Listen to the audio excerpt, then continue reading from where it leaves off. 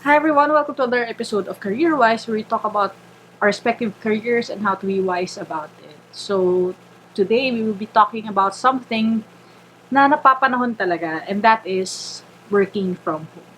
Stay tuned if you want to hear tips, and if, katulad ko, your company already opted to let you guys work from home.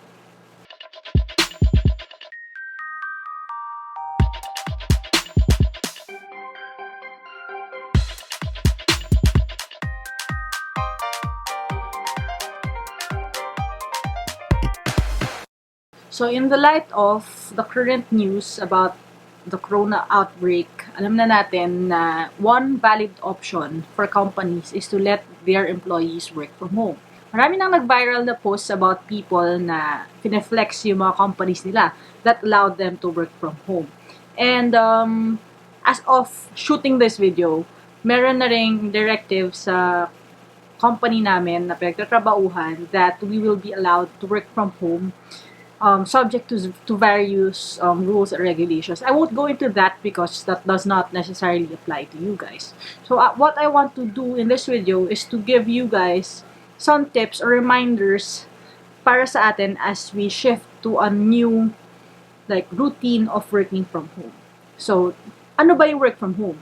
When you talk about work from home, is basically performing your duties inside the comfort of your own home. And in this case, hindi lang naman dahil sa mas comfortable sa bahay, but because it is a necessity. With all the lockdowns and the imposed quarantines and the checkpoints going around, alam naman natin na especially to sa NCR or sa National Capital Region, people don't necessarily work in the same city where they reside.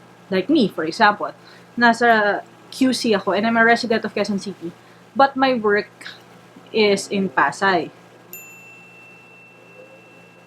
Wait lang guys Halika na nga dito. Sige. Ayan guys, talking about work from home. So ito yung mga hindi man hassle, pero adjustments sa work from home. So may anak ako dito na gusto magpakarga. Hindi pwedeng mag-video ako, hindi ko siya kandong. So anyway, kandong ko na siya ngayon at tahimik na siya. So, silipin na lang natin. Ayan siya. Okay, move on na tayo. So, I'll give you guys 3 points sa working from home that I want to remind you guys. Kasi, these are valid things that we need to talk about. Hindi lang naman dahil, excited tayo kasi work from home, pero hindi natin napag-uusapan itong mga bagay na to. And I want to discuss it with you. The first thing is that work from home is a privilege and not a prize. Ano ibig sabihin ko doon? It's a privilege kasi not all people have that option to work from home. Sino to mga to? These are the average employees that have to still commute to and from work.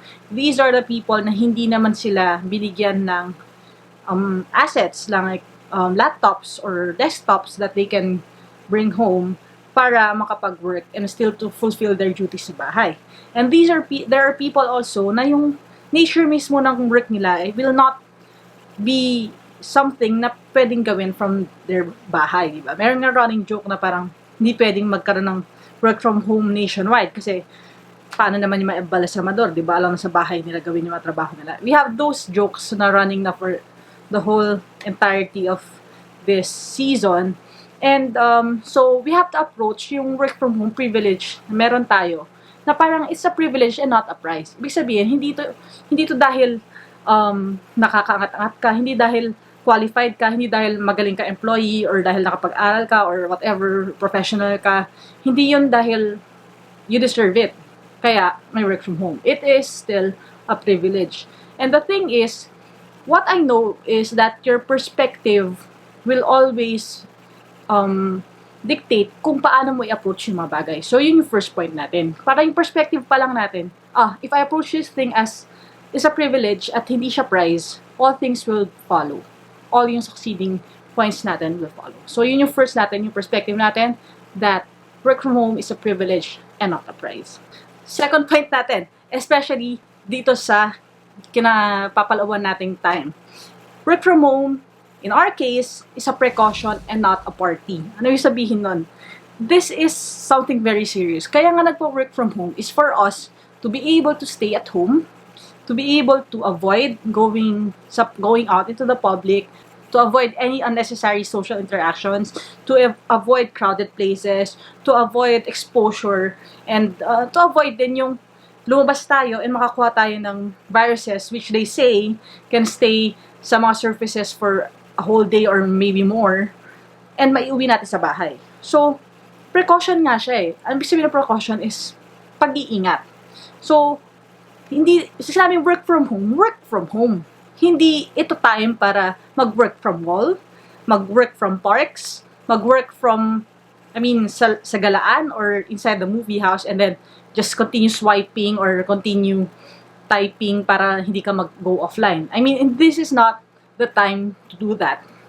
When you say work from home, kaya nga work eh. You still have to perform yung work mo, pero as a precaution, sa bahay lang. Hindi mo na kailangan mag-travel. So, yan yung second point natin. The third point, and this is something that I really feel passionate about. So, this is the time for us to perform and to prove ourselves. So, it is, for me, work from home is a platform to perform. Anong ibig sabihin ko doon? This is the time for mutual trust to be built between you and your employer. And by saying mutual trust, I live by this principle kasi. Respect is deserved, trust is earned. So, ano ibig sabihin ko doon? Yung iba kasi may mga iba-ibang iteration yung sinasabi nila, trust is deserved daw, or respect is earned.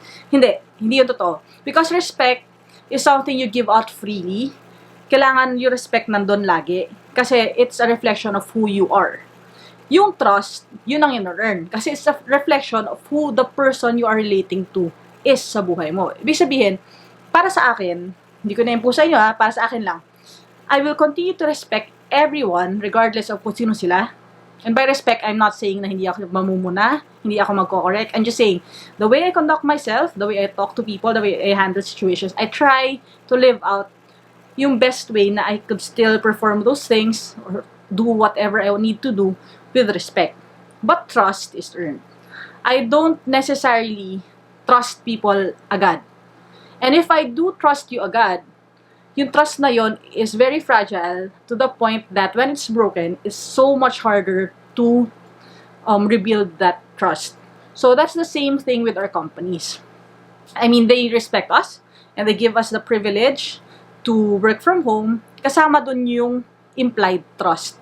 That they trust that we still perform, that we still meet yung expectations ng work natin, yung demands ng work natin, with the same fervor and the same quality na ina-output natin kapag nasa loob tayo ng opisina. So, ano yung sabihin nun? If wala kang stable internet, and your internet is necessary for you to fulfill your job, talk to your manager, discuss mo, baka hindi work from home yung best option for you. If you really have to stay at home for a quarantine period, maybe sick leave yung applicable sa'yo. Maybe it's something else. You have to talk to your manager and be open about it. Ma'am, sir, wala po talaga kaming stable na internet. Don't go stealing other people's screenshots na mga speed test nila and then sending it to your employer just to show na kunyari kaya mong mag-work from home. So, still be honest and earn that trust. Example lang yon, speed test. What more? Yung, alam mo yung mga classic na these are water cooler jokes or pantry jokes, di ba? Na parang, daganan mo ng benching ko yung spacebar para gumagalaw yung spacebar. Or I was joking last time na pag kinabit mo yung wireless mouse sa collar ng aso at naglakad-lakad siya, so gumagalaw lagi yung cursor mo. So kahit na papetiks-petiks ka lang, hindi ka nag-go offline. These are jokes and tricks na hindi ginagawa in real life. Kasi, if you want your employer to continue trusting you, hindi lang dito sa COVID crisis, but maybe later on, kapag nakita nila na, oh, this works, nasampulan ko, na workforce ko pala, I can trust them, then maybe it is a time for us to be a little more open sa idea ng work from home. This is something that everyone, I think, wants to happen sa mga employment natin, as an option. Gusto natin maging ready option to. And this is the time for us, parang finors na ni Lord para magkaroon tayo ng probationary period to prove to our employers na worthy tayo for trust and na makapag-work from home. Don't break it, please. Don't break it. Kasi this is the best time for us to perform so well and ma-prove natin sa employers natin that that trust they gave us is well worth it. I know it's something na parang very passionate ako about kasi I live so far away from my work, and kung pwede lang sana mag-work from home, I would really love that opportunity. But I still understand yung apprehension sa part ng management. Kasi nga, baka naman hindi mag-perform yung mga tao nila. Baka naman, alam mo yun, mag-petiks-petiks lang to the point na hindi ma-perform yung duties. Tapos pag biglang sabihin na, oh, bakit hindi mo deliver? Ay, magulo po kasi internet sa Philippines. Yung mga ganong reasons won't apply to you because you are working and it is your option and it is your call. So, if you feel like may mga factors na mag-lead for you to not be able to perform well habang naka-work from home, if it's lack of self-discipline, if it's lack of stable internet connection, if it's a lack of whatever hardware or software, go and talk to your immediate supervisor about it. Kung ano man yun, just be open and discuss it with them. So, yun lang. So, the third thing is really, it is a platform for us to perform. Hindi to party-party, and hey, kasi pwedeng nakapambahay lang ako, pwedeng hindi ako maligo. Hindi to yung time na yun. Tsaka guys, maligo kayo. Kasi, di ba may COVID niya? So, mag-ingat kayo. Medyo, kahit na nasa bahay lang kayo, maligo pa rin kaya. So, yun nga. Because it's an opportunity for us to earn their trust. Sabi nga sa Proverbs 18 verse 9, one who is slack in his work is brother to one who destroys. Ano yung sabihin doon? Isang tao daw na hindi ginagawa yung trabaho niya ay kapatid ng isang taong naninira. So, guys, please, sama-sama tayo. Itaguyod natin ang tiwala para magkaroon na nga ng mas magandang work from home scheme sa mga kumpanya natin. Let us work together para hindi natin ma-destroy yung trust na yun.